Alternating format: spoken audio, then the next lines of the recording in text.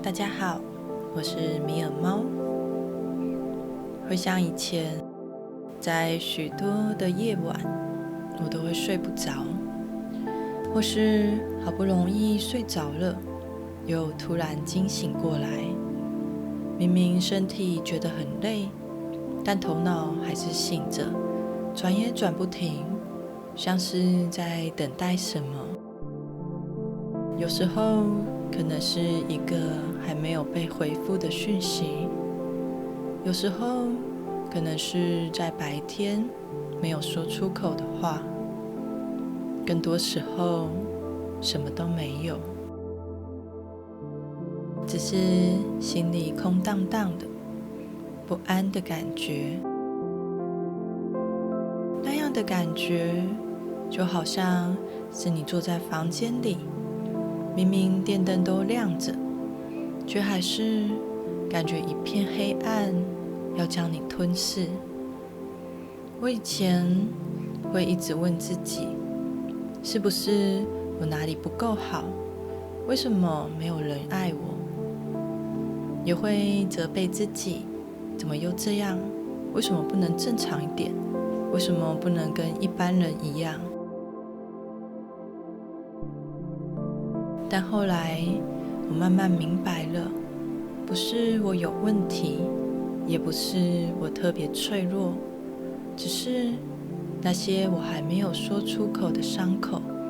那些曾经委屈过的地方，其实一直都在，只是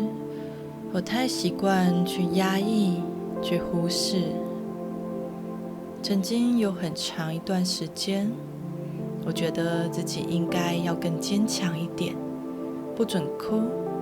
也没有情绪，什么都不在意，我觉得这样很好。但是这些不应该，其实一点一点的把我和自己切开了，连快乐也跟着消失。我记得有一次在工作中不小心摔破了一只酒杯，主管其实也没有责备我，只是提醒了几句。我当下很冷静，道歉，事后也照常的继续完成工作。但一回到家之后，我什么都没有做，就这样钻进被窝里，一直哭，一直哭。我心里一直想着，我怎么会这么笨？大家是不是都觉得我很糟糕？我怎么会连一个杯子都拿不好？后来接触身心灵好一段时间之后，我才意识到，原来我对自己比对谁都还狠。我不知道从什么时候开始，习惯把所有的过错都往自己身上揽，又是从什么时候开始，连自己的难过、自己的脆弱都不敢承认。我开始练习一件很简单的事，那就是看见我自己的情绪，看见我自己的感受，不去评价，也不急着把情绪变好，只是承认跟接受。像是我难过的时候，我会对自己说，我现在真的好难过。不再是你怎么又玻璃心，也不是这有什么好难过的，而是就这样很单纯的承认，我现在很难过。我害怕的时候，我也不再硬逼自己去面对。刚开始这样做的时候，其实感觉真的很别扭，一边也很怀疑，这样是不是太软弱，或是这样会不会其实很可笑？但慢慢的，我发现这是我开始学会怎么当我自己的好朋友，把自己当成最重要的人。我们大部分的人从小就被教育要努力、要坚强、要乖，可是没有人教我们怎么陪伴自己，陪伴自己的难过，怎么照顾自己受伤的心。于是长大之后，当我们面对压力、面对失败、面对负面的情绪，我们就只能逼自己快点好起来。但心不是机器，情绪需要被理解、被接住，才会真正的安稳下来。